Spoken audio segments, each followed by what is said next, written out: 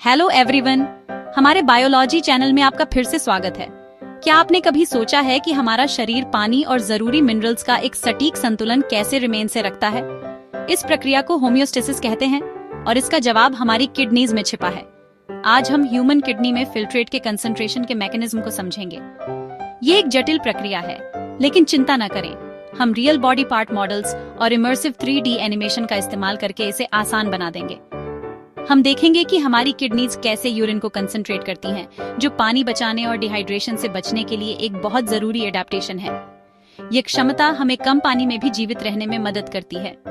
इस मैकेनिज्म को समझने के लिए चलिए पहले किडनी के बेसिक स्ट्रक्चर को देखते हैं। हर इंसान के पास राजमा के आकार की 2 किडनीज होती हैं, जो हमारी पसलियों के ठीक नीचे स्थित होती हैं। अगर हम किडनी को काट कर देखें तो हमें 2 मुख्य हिस्से दिखाई देते हैं, आउटी परत रीनल कॉर्टेक्स और अंदरूनी हिस्सा रीनल मेडुला। यहीं पर यूरिन बनने की प्रक्रिया होती है। इस मेडुला और कॉर्टेक्स में लाखों छोटे छोटे फिल्टर्स होते हैं, जिन्हें नेफ्रॉन कहते हैं। नेफ्रॉन ही किडनी की स्ट्रक्चरल और फंक्शनल यूनिट है, जहां असल में खून साफ होता है और यूरिन बनता है। हर किडनी में ऐसे 10 लाख से भी ज्यादा नेफ्रॉन होते हैं। किडनी में यूरिन बनने का प्रोसेस नेफ्रॉन के पहले हिस्से ग्लोमेरुलस से शुरू होता है। यहाँ एफरेंट आर्टेरियोल से ब्लड हाई प्रेशर के साथ एंटर करता है। यह प्रेशर इतना ज्यादा इसलिए होता है क्योंकि ब्लड को लाने वाली आर्टेरियोल ले जाने वाली एफरेंट आर्टेरियोल से ज्यादा चौड़ी होती है। यह हाई प्रेशर ब्लड को एक बारीक छलनी से गुजरने पर मजबूर करता है। इस प्रोसेस में पानी, ग्लूकोज, आयंस और यूरिया जैसे छोटे मॉलिक्यूल्स तो छनकर बोमन कैप्सूल में आ जाते हैं, लेकिन रेड ब्लड सेल्स और बीडीडी प्रोटीन मॉलिक्यूल्स पीछे ब्लड में ही रह जाते हैं। इस छने हुए लिक्विड को ग्लोमेरुलर फिल्ट्रेट कहते हैं, जो कि ब्लड प्लाज्मा जैसा ही होता है, बस इसमें प्रोटीन्स नहीं होते। अब यह फिल्ट्रेट प्रॉक्सिमल कॉन्वोल्यूटेड ट्यूब्यूल यानी पीसीटी में पहुंचता है। यह हिस्सा रीअब्जॉर्प्शन का पावर हाउस है। यहाँ लगभग 70% पानी और जरूरी आयंस, साथ ही 100% ग्लूकोज और अमीनो एसिड्स को वापस ब्लड में एब्जॉर्ब कर लिया जाता है। यह एक एक्टिव प्रोसेस है जिसमें सेल्स एनर्जी खर्च करते हैं। पीसीटी की अंदरूनी दीवारें ब्रश बॉर्डर सेल्स से बनी होती हैं, जिन पर लाखों माइक्रोविली होते हैं। ये माइक्रोविली एब्जॉर्प्शन के लिए सरफेस एरिया को कई गुना इंक्रीसेसा देते हैं, क्योंकि सॉल्यूट्स और पानी दोनों को लगभग बराबर मात्रा में एब्जॉर्ब किया जाता है। इसलिए इस स्टेज पर फिल्ट्रेट की कंसंट्रेशन ब्लड प्लाज्मा के बराबर ही रहती है, यानी यह आइसोटोनिक बना रहता है।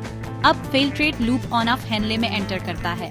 कंसंट्रेशन की रियली जादूगरी यहीं से शुरू होती है, जिसे काउंटर करंट मैकेनिज्म कहते हैं। इसका डिसेंडिंग लिम्ब पानी के लिए परमिएबल है, लेकिन सॉल्ट्स के लिए नहीं। जैसे जैसे फिल्ट्रेट नीचे जाता है, ऑस्मोसिस के कारण पानी बाहर निकलकर हाइपरटोनिक मेडुला में चला जाता है, जिससे बचा हुआ फिल्ट्रेट बहुत ज्यादा कॉन्सेंट्रेटेड हो जाता है। इसके बाद आता है असेंडिंग लिम्ब, जो पानी के लिए इम्परमिएबल है। यहाँ सेल्स एक्टिव ट्रांसपोर्ट के जरिए सोडियम और क्लोराइड आयंस को मेडुला में पंप करते हैं। यही वो एक्शन है जो मेडुला का हाइपरटोनिक कंसंट्रेशन ग्रेडियंट रिमेन्सता है, जो पानी के रिअब्जॉर्प्शन के लिए बेहद जरूरी है। सॉल्ट्स के निकलने से फिल्ट्रेट ऊपर जाते जाते फिर से डाइल्यूट हो जाता है और अब यह यूरिन बनने के अगले पीढ़िहाव के लिए तैयार है। अब फिल्ट्रेट डिस्टल कॉन्वोल्यूटेड ट्यूब्यूल यानी डीसीटी में पहुंचता है, जहां फाइनल एडजस्टमेंट होते हैं। यह हिस्सा हार्मोनल कंट्रोल में काम करता है। जब ब्लड प्रेशर कम होता है तो एल्डोस्टेरोन हार्मोन रिलीज होता है। इसके इफेक्ट में डीसीटी सोडियम आयंस को फिर से एब्जॉर्ब करता है और पोटेशियम आयंस को बाहर निकालता है, जिससे शरीर का इलेक्ट्रोलाइट और ब्लड प्रेशर बैलेंस बना रहता है। अब आता है सबसे जरूरी हिस्सा, कलेक्टिंग डक्ट, जहां पानी का फाइनल बैलेंस तय होता है। जब शरीर में पानी की लेसी होती है तो ब्रेन का हाइपोथैलेमस इसे सेंस करके पिट्यूटरी ग्लैंड को एंटी डायूरेटिक हार्मोन यानी एडीएच रिलीज करने का सिग्नल देता है। एडीएच के इफेक्ट में कलेक्टिंग डक्ट की दीवारों में एक्वापोरिन्स नाम के स्पेशल वाटर चैनल्स बन जाते हैं, जो पानी के लिए दरवाजे खोल देते हैं। इन चैनल्स के जरिए ज्यादा से ज्यादा पानी वापस खून में चला जाता है। ये कैसे होता है? याद है मेडुला का हाई साल्ट ग्रेडियंट? वही ग्रेडियंट ऑस्मोसिस के जरिए पानी को कलेक्टिंग डक्ट से बाहर खींचता है। इससे फाइनल यूरिन बहुत ज्यादा कंसंट्रेटेड हो जाता है और शरीर जरूरी पानी को बचा लेता है।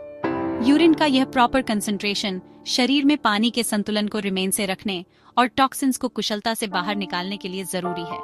डायबिटीज इंसिपिडस जैसे डिसऑर्डर में जब एडीएच ठीक से काम नहीं करता तो ये वाटर चैनल्स नहीं बनते। नतीजतन शरीर बहुत ज्यादा डाइल्यूट यूरिन रिमेन्सता है, जिससे गंभीर डिहाइड्रेशन और इलेक्ट्रोलाइट इम्बैलेंस का खतरा बढ़ जाता है।